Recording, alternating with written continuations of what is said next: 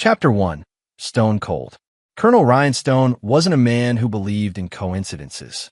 15 years in Delta Force had taught him that patterns always revealed themselves if you looked hard enough. The signs had been there for months. Allison's increasingly brief phone calls, the vague excuses about why she couldn't video chat, the way she'd stopped asking when he was coming home. 30 days, maximum, Commander Phillips said, sliding the mission brief across the table in the secure operations tent.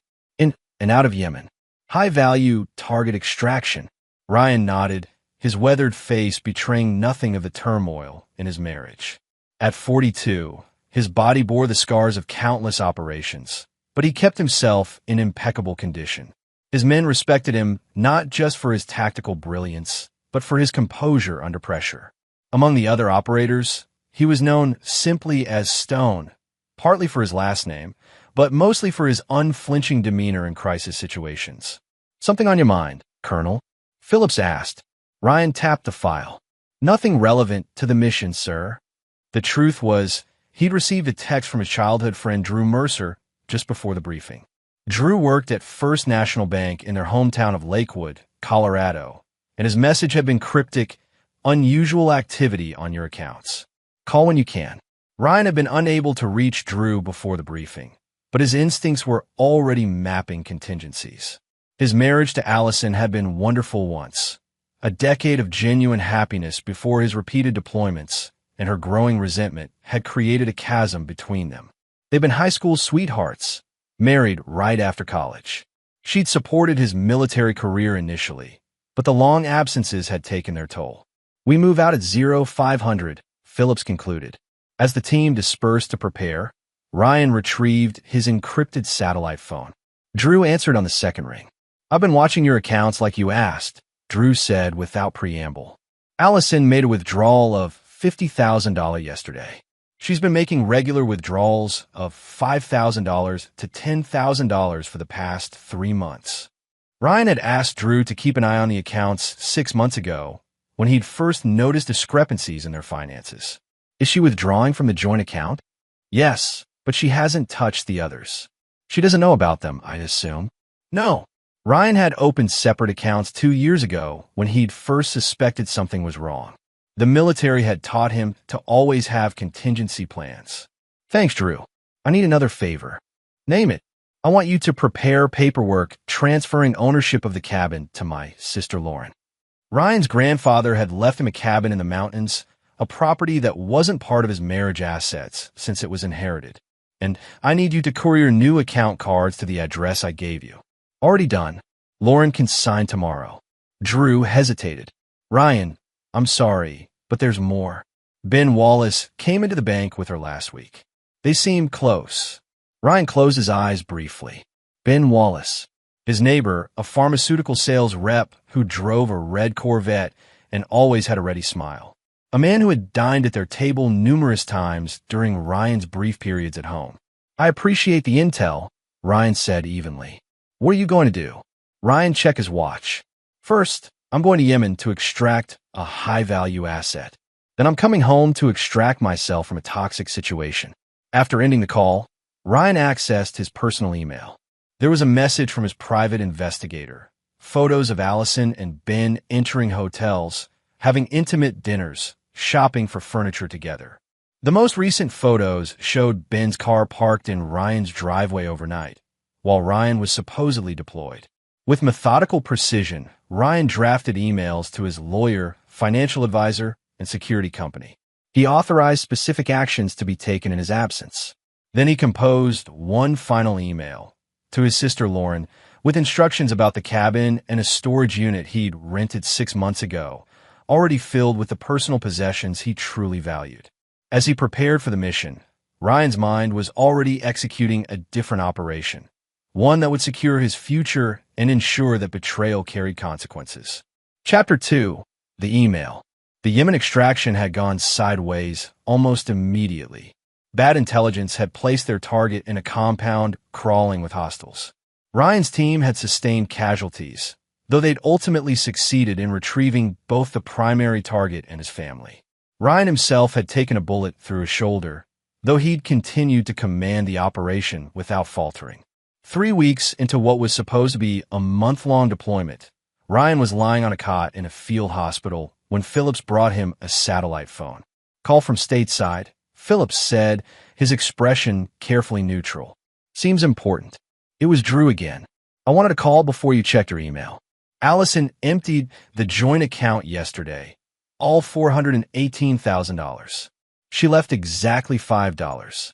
Ryan's expression didn't change. The other accounts? Untouched. She doesn't know about them. And the cabin paperwork? All transferred to Lauren, as you requested. The deed recording happened yesterday. Ryan nodded. Thank you. After hanging up, Ryan used the phone to check his email. There was time-stamped 4 hours ago. Ryan, I don't know when you'll get this, but I can't do this anymore. The distance, the secrets, the constant fear, it's too much. I've filed for divorce. The papers will be waiting when you return.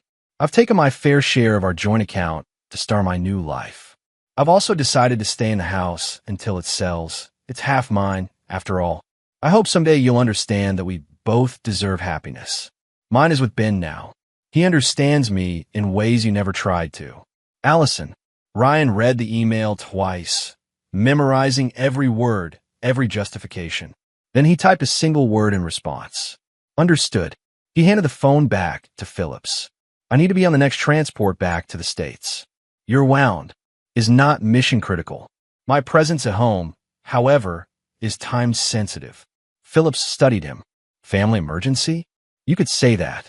Ryan's voice was calm, but his eyes had taken on the cold focus his team recognized from their most dangerous operations. 24 hours later, Ryan was on a military transport plane heading back to Colorado. During the flight, he reviewed the contents of an encrypted file on his tablet, the results of 6 months of quiet investigation and preparation. There were financial records, surveillance photos, account numbers, property deeds, and recordings, all meticulously organized. Upon landing at Peterson Air Force Base, Ryan was met by Lauren, his younger sister. At 38, she shared his strong jawline and analytical mind, though she'd channeled hers into becoming a corporate attorney instead of a military career. How bad is it? She asked as they drove toward Lakewood. Calculated betrayal, Ryan replied, but not unanticipated. Lauren glanced at him. The cabin transfer is complete. I've moved the items from your storage unit there, as requested. And the security upgrades? Installed last week. Full surveillance system with remote access, as well as the physical upgrades you specified. Ryan nodded. She doesn't know I'm back yet. No, but Ryan. Lauren hesitated. Ben Wallace has moved in. Your neighbors called me. I'm aware. Ryan's voice was eerily calm. It's actually more convenient this way. Lauren knew her brother well enough to recognize the dangerous edge in his voice. What are you planning to do? Ryan's smile didn't reach his eyes. I'm going to say hello to my wife. Chapter 3. Foundations of Vengeance. Ryan didn't go directly to the house. Instead, he headed to Drew's office at First National Bank. Drew had been his friend since 3rd grade, and while their paths had diverged, Drew into finance, Ryan into the military. Their loyalty had remained constant. Drew was waiting with a thick folder of documents. Everything you asked for, he said, sliding the folder across his desk. Account statements, withdrawal records, and the property assessments. Ryan reviewed the documents, noting that Allison had been systematically withdrawing cash for nearly a year. The pattern suggested planning, not impulse. She's been calculating this for a long time, Ryan observed. Drew nodded. There's more. Ben Wallace quit his job 3 weeks ago, and they've been looking at properties in California. Ryan raised an eyebrow. Investment properties? No. Residences. Expensive ones. Ryan tucked the folder into his bag. I need to access the safe deposit box. In the bank vault, Ryan opened the box he'd maintained for 5 years. Inside were several passports, cash in various currencies, memory cards, and a small recording device. He took everything except one passport and half the cash. The foundation is already laid, he told Drew as they walked out. Now I just need to set the first charge. His next stop was the office of Patricia Nordstrom, the best divorce attorney in Colorado. Ryan had first consulted her 6 months ago, when his suspicions had solidified into certainty. Patricia greeted him with professional efficiency. I was expecting your call, though not quite so soon. Circumstances accelerated the timeline. Ryan placed a USB drive on her desk. Everything is here. Financial records, evidence of infidelity, and documentation of assets acquired prior to the marriage. Patricia plugged in the drive. You've been thorough. I believe in preparation. She studied him. Most clients come to me emotional, unprepared. You're different. I've never believed in fighting battles without reconnaissance and strategy. Ryan leaned forward. I want this handled precisely according to the plan we discussed. No deviations. Understood. And the house. I'll handle that personally. After finalizing the legal strategy, Ryan drove to a modest hotel on the outskirts of town and checked in under a name that wouldn't raise flags in Allison's circle. He showered, changed the dressing on his wound, and opened his laptop. The security system he'd installed at the house, ostensibly for Allison's protection during his deployments, gave him complete access to cameras covering every approach to the property, as well as monitoring systems for the electrical and water utilities. He hadn't placed cameras inside. That would have been a step too far, but he didn't need them. Through the external cameras, Ryan watched as Allison and Ben returned to the house, groceries in hand, laughing. Ben carried the bags with a proprietary air, using Ryan's house key to unlock the front door. Ryan's expression remained impassive as he activated the second phase of his plan. With a few keystrokes, he initiated a series of financial transactions that would become visible in exactly 72 hours. Then he sent a text message to a number very few people had access to. The reply came almost immediately. We owe you. Assets in position within 24 hours. Ryan closed the laptop. Tomorrow, he would confront Allison and Ben. But tonight, he would sleep, conserving energy for the campaign ahead. As he had learned through multiple combat deployments, timing was everything. And Allison had no idea that her understood response had been his signal to activate a plan long in the making. She thought she'd won. She thought she'd taken everything. But Allison didn't realize that Ryan had anticipated her betrayal and had been laying the groundwork for his response for months. By the time she understood what was happening, the war would already be lost. Chapter 4. First Contact.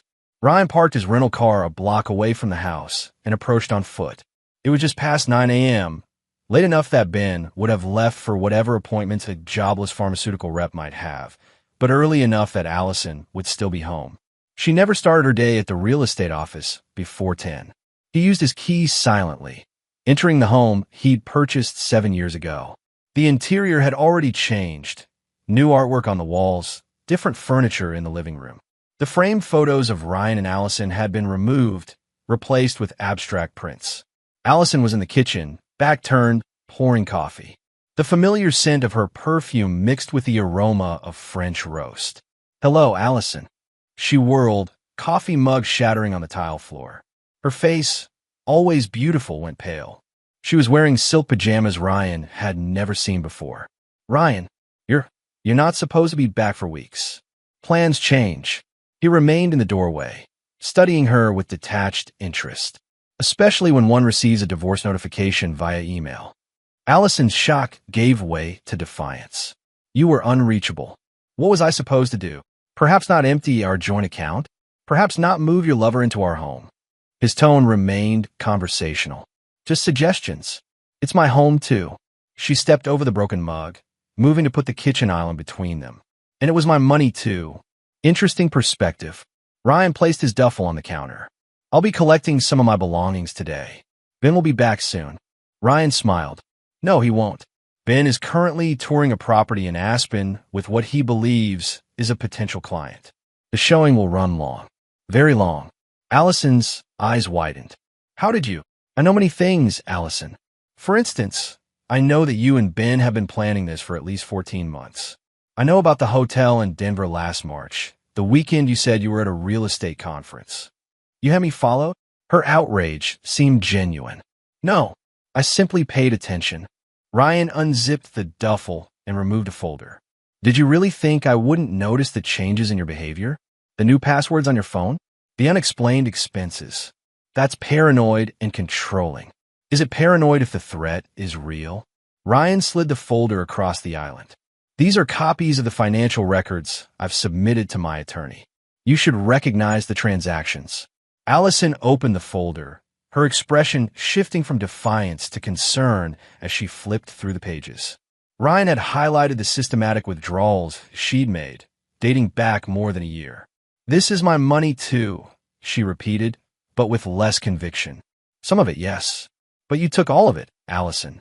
And that creates certain legal complications." Ryan retrieved another folder from his bag. "These are copies of the premarital assets documentation. The cabin is no longer relevant to our divorce proceedings." "What do you mean?" "I transferred ownership to Lauren 6 months ago. It was never marital property since it was inherited." Allison's face flushed. "You can't just—" "I can and did. Legally." Ryan remained calm. "As for the house, you're correct that you have a claim to it. We'll let the courts decide the specifics." "I've already filed the divorce papers," Allison said, regaining some composure. "My lawyer says Colorado is an equitable distribution state. I get half of everything." "Half of the marital assets," Ryan corrected. "Not half of everything. But we can discuss that another time. I'm only here for some clothes and personal items." As Ryan moved toward the stairs, Allison followed. "What happened to your shoulder?" she asked, noticing his careful movements. "Bullet wound. Yemen. Not that you asked when I was deployed." In the bedroom, more changes were evident. Ben's clothes hung in what had been Ryan's closet. The bedding had been replaced with an unfamiliar gray set. Ryan opened a specific drawer in the dresser. It was empty. "Looking for something specific?"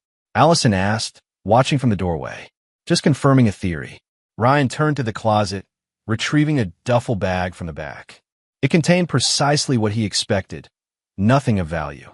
His service medals, family heirlooms, and personal mementos were all missing. "Where are my medals, Allison?" She crossed her arms.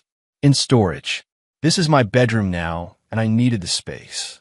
Ryan nodded, as if this confirmed something important. "One more question. The jewelry your mother left you, where is it?" Allison's hand instinctively went to her neck, where she often wore her mother's pendant. "In my safe." "What?" "Just curious about what you consider important enough to protect." Ryan zipped up the empty duffel. "I'll be back for the rest of my belongings once the court issues the preliminary orders." As he headed downstairs, Allison called after him. "That's it? You're just leaving?" Ryan paused at the front door. "What did you expect, Allison? A scene? Begging? That's not who I am. You don't even seem angry." "Anger is a waste of energy unless properly channeled." Ryan's gaze was disconcertingly calm. "I responded to your email with understood because I do understand perfectly. You made your choice. Now we both live with the consequences." The statement hung in the air between them, its full meaning not yet clear to Allison. As Ryan walked to his car, he made a call. "Phase 1 complete," he said when the line connected. "Initiate Phase 2. Chapter 5. The Pieces Move." Over the next 72 hours, Ryan operated from a suite at the Brown Palace Hotel in downtown Denver. The historic hotel offered the privacy and security he required, along with proximity to the financial and legal resources he needed to access. From this command center, Ryan coordinated with a network he'd spent years developing. His military career had connected him with people who possessed very specific skill sets, people who owed him favors. Milo Pearson was one such individual. A former NSA analyst who now worked in private cybersecurity, Milo had been part of a hostage extraction in Syria 3 years ago. Ryan had led the team that brought him home. "Everything is in place," Milo reported via secure video call. "The digital breadcrumbs are laid. When anyone like, say, a divorce attorney, starts digging into their finances, they'll find exactly what you specified. Timeline: the records are already in the system. They'll withstand moderate scrutiny, though the forensic accountant might eventually spot inconsistencies." Ryan nodded. By then, it won't matter. His next call was to Diane Baxter, a real estate attorney with whom he'd consulted 6 months earlier. "The title company found the lien," Diane confirmed. "It's now flagged in the system. They can't sell the house without clearing it. And the lien holder? Offshore corporation, as you specified. Very difficult to contact or negotiate with." The third call was to Tomas Ruiz, a former Marine who'd served with Ryan in his first deployment and now work for a private security firm. We've had eyes on both targets for 48 hours, Tomas reported. Wallace meets regularly with a man named Vincent Lowry, 4 meetings in 2 days. Lowry, Ryan made a note. Background, former hedge fund manager. Lost his license 3 years ago for securities fraud. Currently runs a financial consulting business. Ryan processed this information. Stay on them. I want to know everyone they meet with, especially if they visit any banks or financial institutions. While his network gathered intelligence, Ryan met with Patricia Nordstrom to advance the legal strategy. Allison's attorney has requested a full financial disclosure. Patricia informed him. They're particularly interested in your military benefits and any offshore accounts. Predictable. What's your assessment of her legal team? Gregory Winston. Aggressive, effective, but not particularly detail-oriented. You tend to go for broad strokes rather than precision. Ryan smiled slightly. That works in our favor. File the counter-disclosure as we discussed, with all the documentation I provided, including the transactions showing her systematic withdrawals, especially those, and make sure to include the mysteriously depleted joint account. On the 3rd day, Ryan received a text from Drew. I just tried to access one of your private accounts. System flagged unauthorized attempt. Ryan was not surprised. Allison had always been resourceful. He texted back, proceed with lockdown protocol. That evening, he drove to a nondescript office building in a commercial district. Hector Diaz, a compact man with prematurely gray hair, greeted him with a firm handshake. The equipment is ready, Hector said, leading Ryan to a room filled with surveillance monitors. Hector had been part of Ryan's team for 5 years before retiring to start a security consulting business. On the screens, Ryan could see various views of his house, along with a map showing GPS locations for 2 moving dots. This one is Allison's car, Hector explained, pointing to one dot. And this one is Wallace's. The tracking devices are military-grade, virtually undetectable. Audio. Hector handed Ryan tablet. Everything from the house security system is feeding to this. You can review all recordings remotely. Ryan studied the setup. Show me what they've been saying when they think they're alone. Hector pulled up a recording from the previous evening. Ben and Allison were in the kitchen, drinking wine. Once the divorce is final, we'll have enough to start fresh in California, Ben was saying. The market there is much better for the business we want to build. Ryan's being surprisingly cooperative, Allison replied. It's almost unsettling. I expected him to fight this. Maybe he just knows he can't win. Ben's voice was smug. And hey, by the time everything's settled, our other project with Vince should be paying dividends. Ryan had heard enough. What about the cabin surveillance? Hector switched to different feeds, showing the exterior of Ryan's mountain property. All set. Motion detection, night vision, cellular backup. If anyone approaches within 50 yards, you'll know about it. As Ryan left, Hector asked, Do you need anything else? My team is standing by. Not yet. Ryan's expression was coldly determined. But soon, they're starting to make mistakes. On his way back to the hotel, Ryan received a call from Patricia. Allison's attorney is requesting an emergency hearing. They're claiming you've hidden assets and are asking for a temporary freeze on all accounts. Perfect, Ryan said. That's exactly where we want them. You want them to freeze your accounts? Patricia sounded skeptical. I want them focused on the wrong battlefield, Ryan replied. While they're looking at the financial front, they won't see what's coming from the other direction. Chapter 6, The Leverage. 1 week after Ryan's return to Colorado, the first major confrontation occurred in the judge's chambers at the county courthouse. Ryan, accompanied by Patricia, arrived 15 minutes early. Allison and her attorney, Gregory Winston, entered just before the scheduled time. Allison had chosen to present herself as the wronged wife, dressed conservatively in a navy suit with minimal jewelry. Her expression faltered briefly when she saw Ryan's calm demeanor. Judge Martha Sandoval was known for her no-nonsense approach to divorce proceedings. She reviewed the emergency petition with obvious impatience. Mr. Winston, your petition alleges that Colonel Stone has hidden marital assets. What evidence supports this claim? Winston, a florid man with an aggressive courtroom style, launched into his presentation. Your Honor, my client's husband emptied multiple accounts immediately before the divorce filing. We have evidence of transfers to offshore entities and, if I may, Your Honor, Patricia interrupted smoothly. Mr. Winston's claims are not only unsupported, but directly contradicted by the evidence. It was Mrs. Stone who emptied the joint account of $418,000, leaving exactly $5. We have the bank records here. She presented the documentation, which Judge Sandoval reviewed carefully. Furthermore, Patricia continued, Colonel Stone has provided full financial disclosure, including his military benefits and all accounts.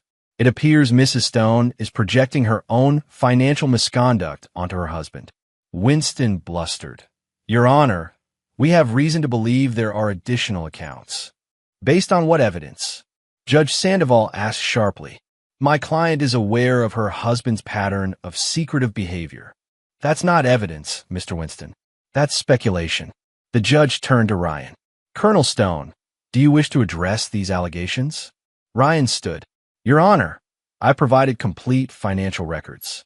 What's really at issue is that my wife and her companion have been planning this divorce for over a year, systematically withdrawing funds and making preparations while I was deployed overseas.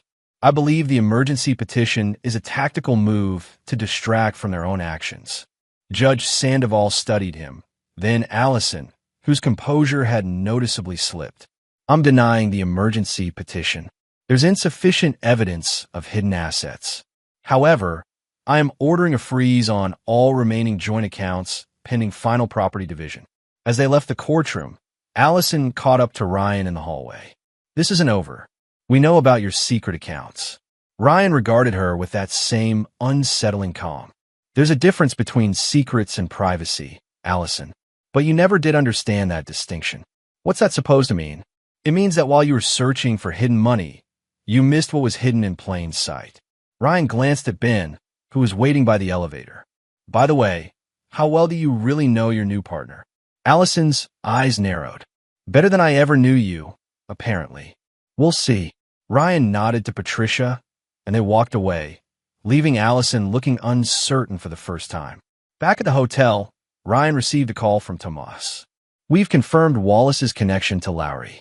They're definitely planning something involving California real estate. Lowry has a history of running investment scams targeting wealthy divorcees. Interesting, Ryan said. And their funding source? That's where it gets complicated. It appears Wallace has been telling Lowry that he's coming into significant capital soon, around $400,000. The exact amount Allison had withdrawn from the joint account. Ryan's suspicions were confirmed. Keep monitoring. I want to know the moment they make any move toward California. That evening, Ryan met with Drew at a quiet bar downtown. Drew slid a USB drive across the table. Everything you asked for. Bank records showing Allison accessed her safe deposit box 3 times in the past week. And something else you should see. Ryan plugged the drive into his tablet. Among the files was a surveillance photo of Ben meeting with a woman who wasn't Allison, an attractive brunette who was clearly comfortable in his company. Who is she? Nicole Farber. Works at Mountain View Realty, same office as Allison. They're supposedly friends. Ryan studied the image. How friendly is she with Ben? Based on where his hand is in that photo, I'd say very. Drew sipped his beer. They've met 4 times in the past 10 days, always at the same hotel. Does Allison know? Not yet. Ryan's expression didn't change, but a cold satisfaction settled in his eyes. Perfect. This is exactly the leverage we need. For what? To drive the first wedge. Ryan tucked the tablet away. Ben Wallace is running a classic con. Seduce a woman with access to money, convince her to invest in a sure thing, then disappear with the cash. He's already setting up his escape hatch with this Nicole. Are you going to tell Allison? Not yet. First, I want them to feel secure, to believe they're winning. Ryan checked his watch. Now, I need you to do something else for me. Something that will seem completely unrelated. Ryan outlined his request, and Drew listened with growing amazement. That's devious. No, Ryan corrected. It's calculated. Every action has consequences. Allison and Ben are about to discover theirs. 2 days later, Ben Wallace received a letter from United Western Bank, informing him that his loan application for commercial property in California had been pre-approved based on his excellent credit rating and the substantial down payment he'd specified. All he needed to do was complete the final paperwork at their California branch and transfer the down payment. When Ben shared this news with Allison, their celebration was captured by the home security system Ryan still monitored. Their plan was moving forward exactly as they'd hoped, or so they thought. What they didn't know was that the pre-approval letter had been carefully crafted by Ryan's team, the bank letterhead perfect, the loan officer's signature flawless. It was the first domino in a sequence designed to collapse at precisely the right moment. Chapter 7. The Unraveling. 3 weeks after Ryan's return to Colorado, Allison and Ben flew to California to finalize what they believed was a legitimate real estate investment. They'd chosen a property in Newport Beach, a commercial building they planned to convert into office suites, with projected returns that seemed almost too good to be true. Because they were, in fact, too good to be true. The meeting at United Western Bank took place in a legitimate-looking office rented for the occasion and staffed by members of Hector's security team, posing as bank employees.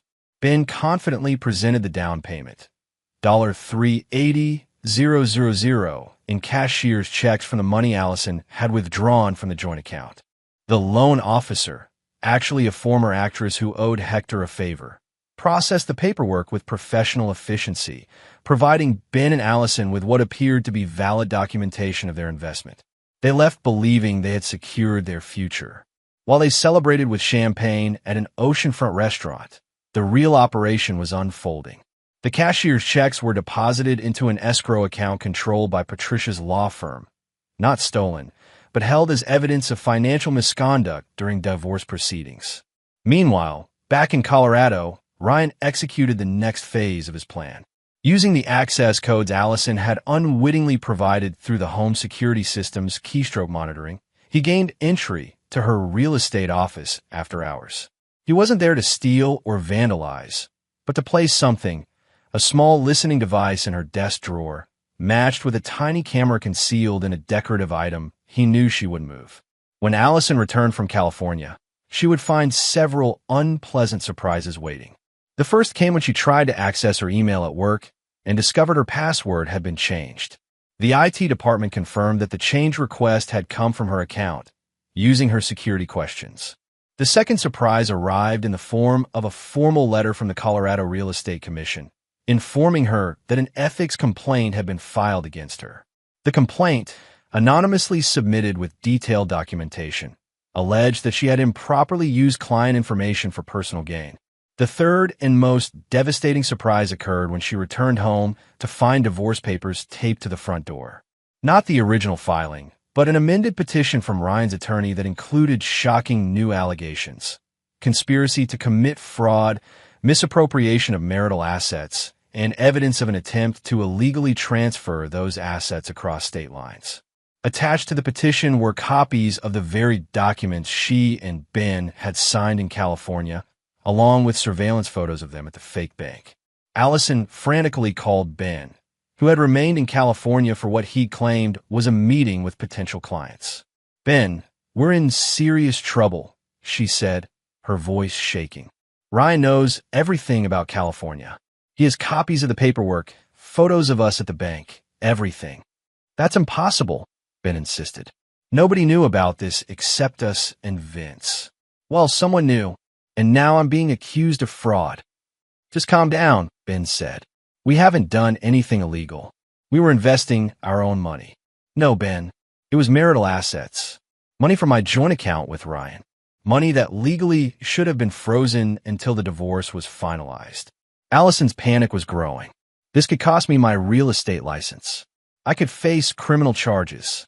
Look, I need to sort some things out here. I'll be back tomorrow, and we'll figure this out." But Ben didn't return the next day, or the day after. His phone went straight to voicemail.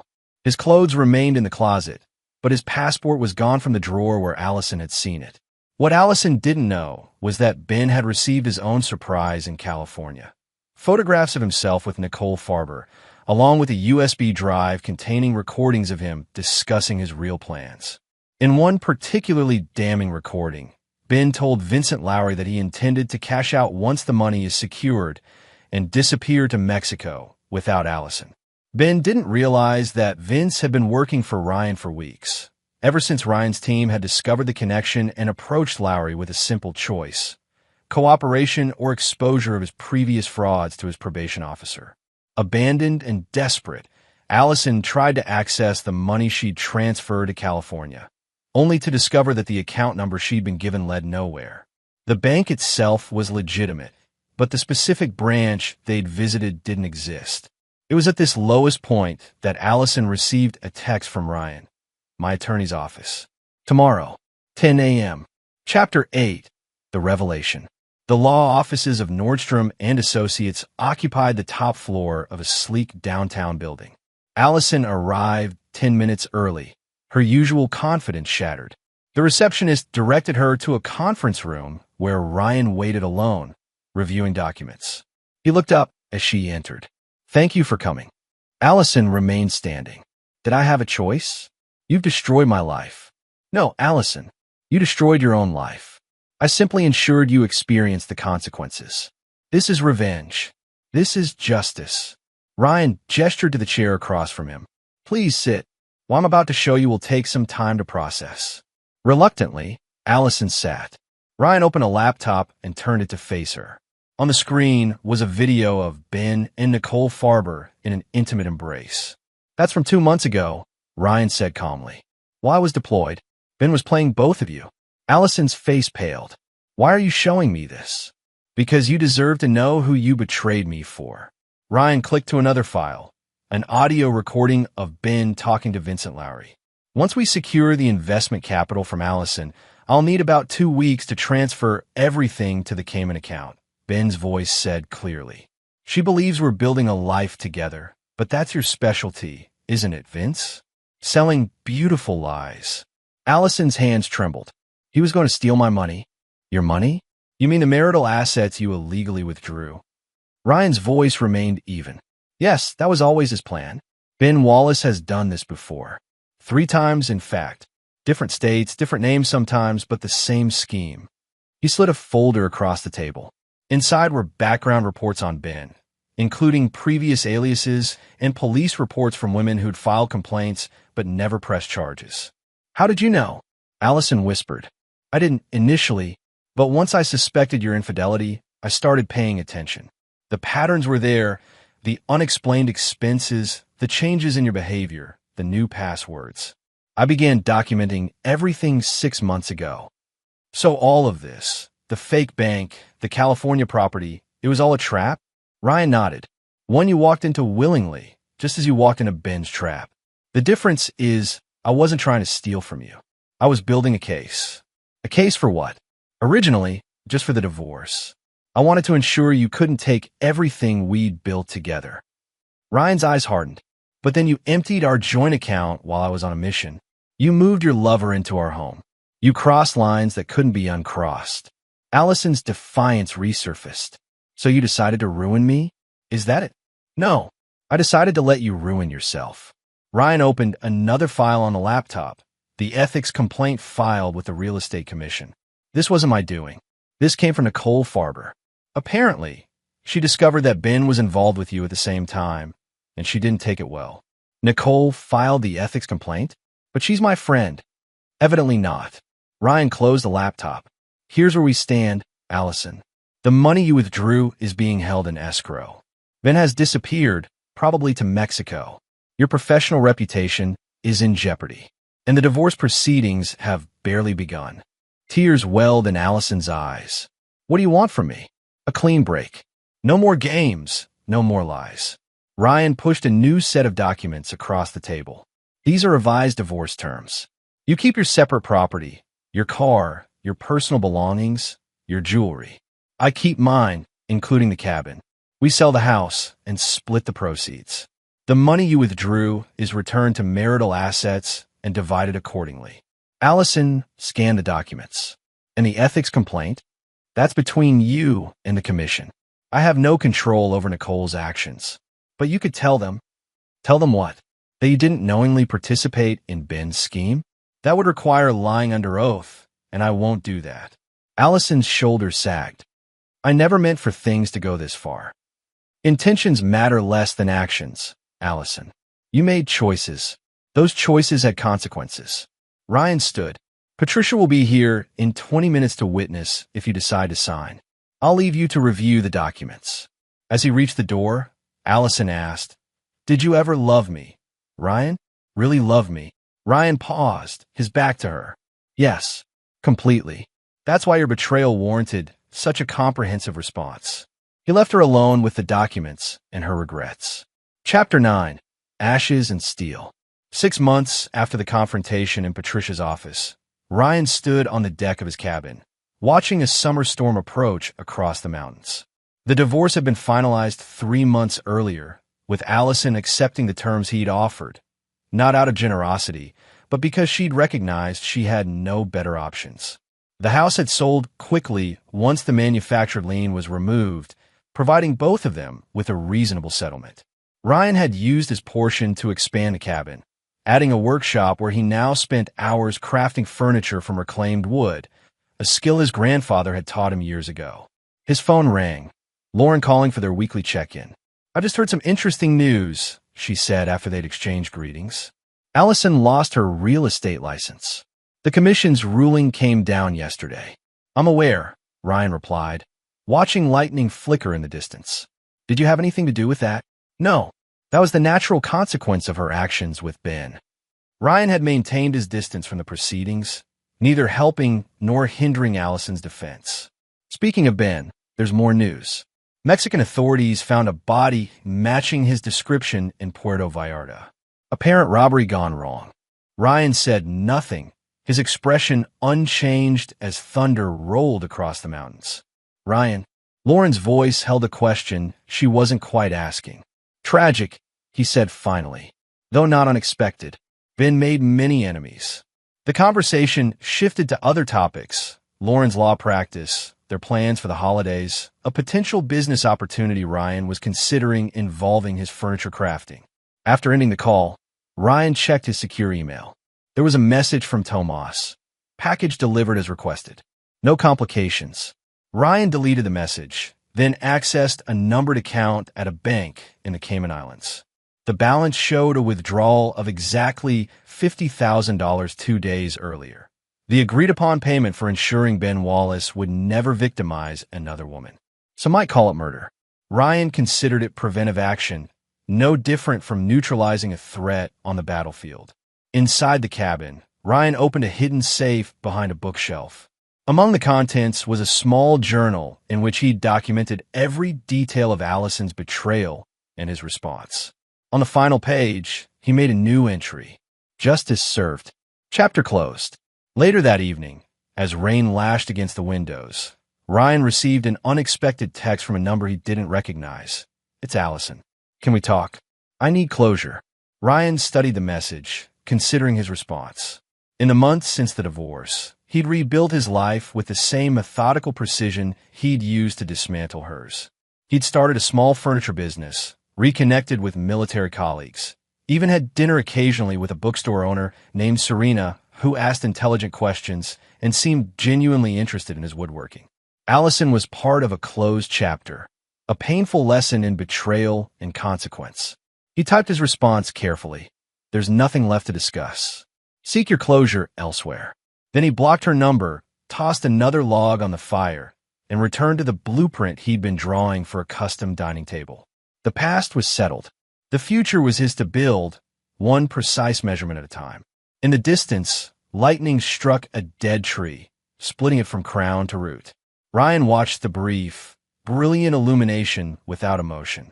Some things, once broken, were meant to stay that way. And there you have it. Another story comes to an end. What did you think? I'd love to hear your thoughts in the comments below. If you enjoy this story, consider joining our community by subscribing. It means the world to us. For more stories like this one, check out the recommended videos on screen. And I'll see you there.